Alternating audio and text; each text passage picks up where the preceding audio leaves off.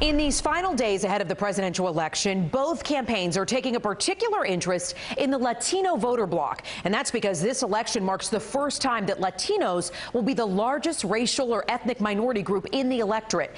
32 million Hispanics will be eligible to vote. That's 13% of eligible voters, 2/3 of whom live in just 5 states, including New York.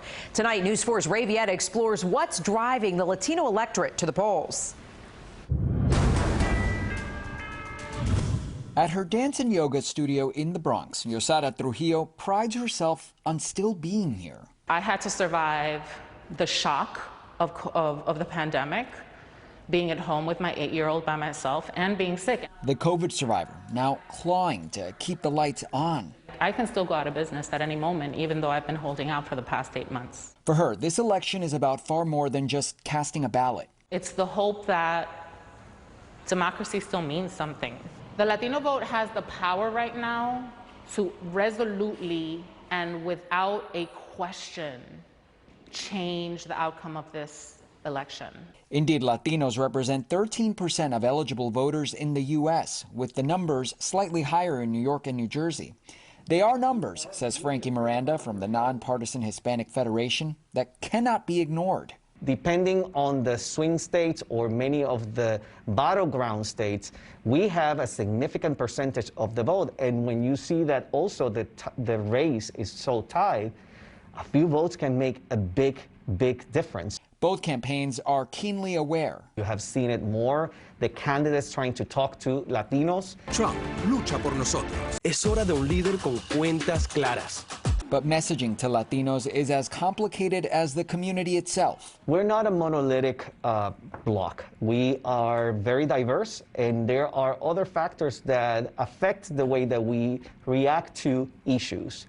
How many generations we have been in the United States. If you look at Cubans in Miami, are very different from Cubans in New Jersey. In Bergen County, Israel Delgado and his pal Fernando Alonso are a case in point. Who are you supporting and why? I'm supporting Biden, primarily because of everything that's happened with the COVID. When I hear Trump saying, there's a vaccine around the corner, you've been saying that for how long already? I would think that the Hispanic community, and why I'm supporting Trump, is law and order, but more importantly, the economy. People think that immigration is the #1 issue for Hispanic community. It is not. What do you think the main thing is? Prosperity. You want to be able to provide for your family.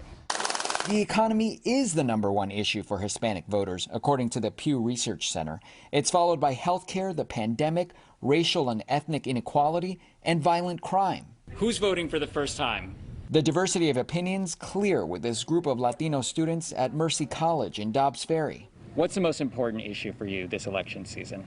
He separated families. He put children in cages, and that's very animalistic. That's not the right way to handle things. It concerns me that I gotta tense up when a cop stops me, and having someone in office who can actually put a regulation to that. Seeing somebody that it's from the White House that controls the entire United States not to follow that data about the coronavirus. Most have made up their minds. Raise your hand if you're undecided. According to the Pew Research Center, she's actually in the minority. A poll at the beginning of October found 63% of Hispanics supporting Biden and 29% backing Trump. One twist, the president has much higher support among men than women. In the Bronx, that makes YOSARA angry. He does not represent your values. He does not represent what's important to you. He does not represent God or Christianity or conservative values at all. Thank you for doing your civic duty. No matter what side Latino voters are on, the Hispanic Federation is on a mission to get them to the polls and fight lies that may keep them away. Even the misinformation of like, oh, all Latinos are going to vote this way or the other. It also creates kind of like this idea that the election is already resolved, that the election is already decided.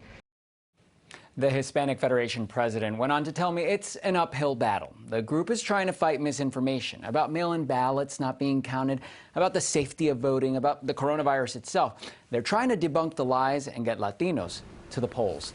In the newsroom, I'm Ray Vieta, News 4 New York.